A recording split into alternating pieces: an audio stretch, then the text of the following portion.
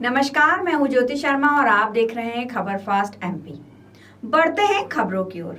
10वां अंतर्राष्ट्रीय वन मेला 17 से 23 दिसंबर लाल परेड मैदान भोपाल में शुभारंभ। मुख्य अतिथि महामहिम राज्यपाल श्री मंगूभाई पटेल, माननीय मुख्यमंत्री डॉक्टर मोहन यादव, विशिष्ट अतिथि श्री दिलीप अहिरवार, माननीय वन एवं पर्यावरण राज्य मंत्री। मध्य प्रदेश मेले में लघु वनों और औषधि पौधों के क्षेत्र की गतिविधियों, उत्पादों और अवसरों को प्रदर्शित करने और उससे जुड़े संग्राहकों, उत्पादकों, व्यापारियों, उद्यमियों, वैज्ञानिकों, प्रशासनिक और नीति निर्धारकों के बीच संवाद स्थापित करने हेतु व्यापक मंच उपलब्ध होता है। इस बार मेले की थीम लघु वनों पर से महिला सशक्तिकरण रखी गई है। प्रदेश में लघु वनोपज संग्रहण कार्य में लगभग 50% महिलाओं की भागीदारी है। मेले में स्टॉल 300 लगाए जा रहे हैं। प्रदेश के जिला, यूनियन, वन धन केंद्र, जड़ी बूटी कृषक, आयुर्वेदिक औषधि निर्माता, परंपरागत भोजन सामग्री के निर्माता और विक्रेतागण अपने उत्पादों का प्रदर्शन करेंगे। मेले में कई शासकीय विभागों द्वारा प्रदर्शनी भी लगाई जाएगी। मेले में दैनिक रूप से आयुर्वेदिक पद्धति से चिकित्सकों का उपचार करने वाले वैज्ञानिकों द्वारा निःशुल्क चिकित्सा परामर्श प्रदान किया जाएगा। ज्योति शर्मा की रिपोर्ट। इस अवसर पर आप सभी से मिलना हुआ बहुत आनंद की मेरे लिए घड़ी है। हमारे वन संसाधनों की महत्व और उनके संरक्षण के प्रति जागरूकता के फैलाने के संकल्प के साथ इतनी बड़ी संख्या में जन समूह की एकत्रित होगा एवं पर्यावरण संरक्षण और संवर्धन के लिए दिशा में सुखद भविष्य का संकेत है। यहाँ हम पहले आए तो सभी बस स्टॉल को हमने देखा, करीब करीब यहाँ 300 स्टॉल लगे हैं। कई प्रदेशों से, विदेशों से भी यहाँ स्टॉल लगे हुए हैं। वन औषधि हम सब देख रहे थे। अभी 300 स्टॉल को तो हम नहीं वहां गए, मगर कई वन औषधि हमने देखी। हमने देखा आप सभी तो यहाँ बेचने आए, आपको तो मालूम है, मगर जो यहाँ भोपाल की जो प्रजा है उसको उसकी जानकारी नहीं है। मगर मध्य प्रदेश में बहुत अच्छा सा ऐसा फॉरेस्ट है। कोई भी हाईवे से नीचे उतरो तुरंत आपको फॉरेस्ट दिखना लगेगा। यहाँ बात हुई, अपने मुख्यमंत्री ने एक बात किया है। अभी दिन प्रतिदिन हम देखते जाए तो हमारा मध्य प्रदेश का जो प्रगति हो रही है और हमारे मुख्यमंत्री जो है वो इतने सक्रिय है। उन्हें कई बात यहाँ बताई। अभी अभी वो यशस्वी मुख्यमंत्री की मैं व्याख्या पूरी तरह से उनकी भाषण में से कई बात आई। अभी बीच में गए थे इंग्लैंड और जर्मनी, 78,000 करोड़ का इन्वेस्टमेंट लेके आए हैं। और अभी जो वन मेला जो लगा है उसी तरह शायद फरवरी में उद्योग मेला होने वाला है। हमारे बीच में राज्य कक्षा के मंत्री भी आयुक्त है।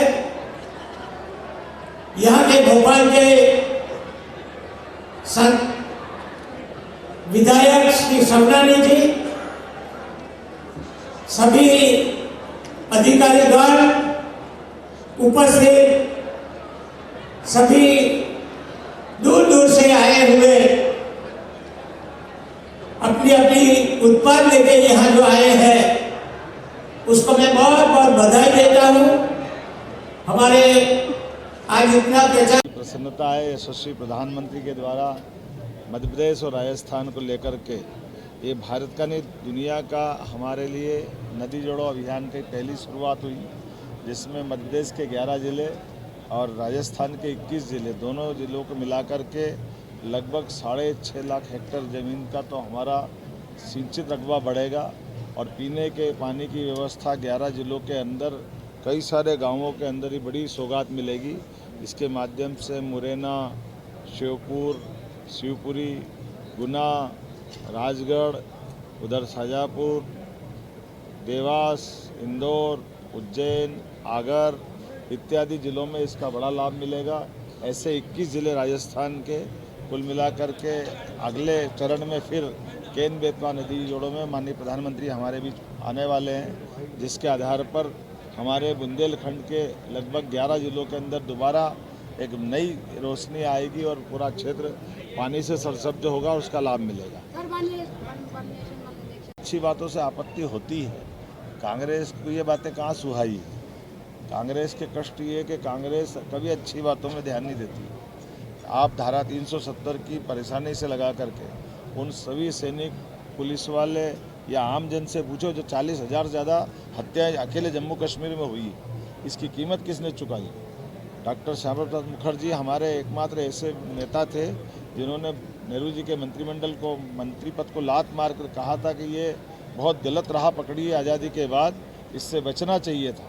लेकिन दुर्भाग्य के साथ कहना पड़ा, लंबा देश ने इसका दर्द सहा है और अब यशस्वी प्रधानमंत्री के नेतृत्व में न केवल जम्मू कश्मीर, अभी आप देखो ये चुनाव हुआ, अन्यथा चुनाव में कोई 60%, 70% वोट डल जाए, 3% वोट, 2% वोट, 1% वोट के आधार पर चुनाव जीतते थे जम्मू कश्मीर के अंदर। जब आम आदमी चुनाव में वोट ही नहीं डाल पाए तो लोकतंत्र का मजाक होता था।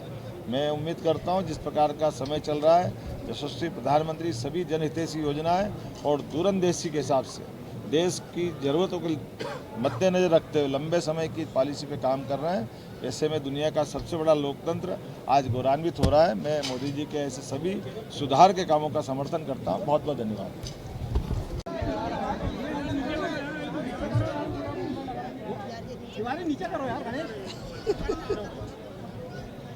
वन मेले के शुभारंभ के अवसर पर मेरी अपनी ओर से फॉरेस्ट डिपार्टमेंट को बधाई।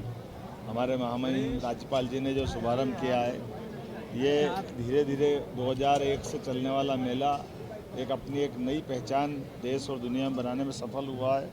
खास करके वन सामग्री के माध्यम से हमारे लघु वन उपज संघ और बाकी मित्रों के साथ मिलकर के 300 से ज़्यादा स्टॉलों पर ये जो मेले का आयोजन हुआ है, इसके साथ में जंगल की जड़ी बूटी, वनौषधि, आयुर्वेद की दवाइयाँ और हमारी वन संपदा को जानने समझने के लिए एक अच्छा मौका भी है।